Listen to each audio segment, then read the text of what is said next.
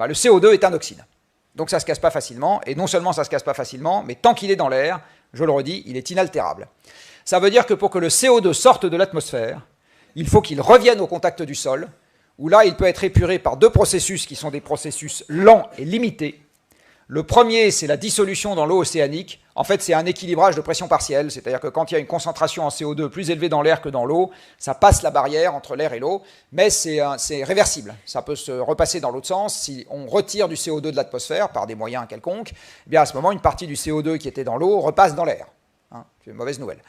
Et le deuxième processus, c'est la photosynthèse, qui est un processus qui a besoin d'énergie.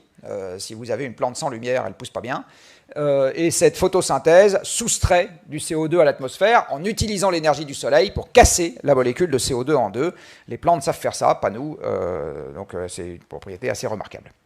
Alors à cause de ce que je viens de vous dire, au moment où on arrête les émissions, un jour les émissions s'arrêteront fatalement, hein, au moment où on arrête les émissions, c'est pas à ce moment-là que la concentration en CO2 va tout d'un coup revenir là où elle était avant qu'on ait commencé à émettre. Et du reste, un certain nombre de gens, l'année du Covid, ont dit « Ah, les émissions baissent de 5% et la concentration en CO2 ne baisse pas. » Bah oui, elle ne baisse pas, c'est normal, parce que les émissions baissées de 5%, ça fait encore beaucoup d'émissions, et c'est encore très au-delà du seuil auquel la concentration s'arrête d'augmenter.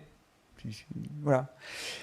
Donc, après arrêt des émissions, vous attendez un siècle, et au bout d'un siècle, la moitié du surplus de CO2 que nous avons créé est encore dans l'air. Vous attendez un millier d'années, et entre 20 et 30% du surplus de CO2 que nous avons créé est toujours dans l'air. Vous attendez 10 000 ans, et entre 10 et 20% du surplus de CO2 que nous avons créé est toujours dans l'air.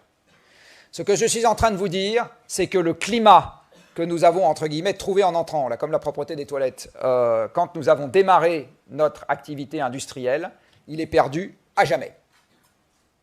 Il ne reviendra jamais. Il ne reviendra jamais. On peut faire ce qu'on veut, la danse de la pluie, c'est le cas de le dire, prier, invoquer, avoir tout... Jamais. C'est fini, c'est terminé. D'accord ?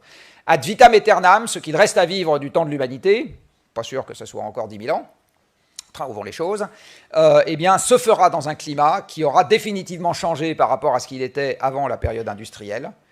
Et à cause de cette caractéristique de l'inertie du CO2 dans l'air, la dérive climatique que nous avons mise en route va de toute façon continuer pour des siècles ou des millénaires, en fonction de la conséquence que vous regardez, à partir de maintenant.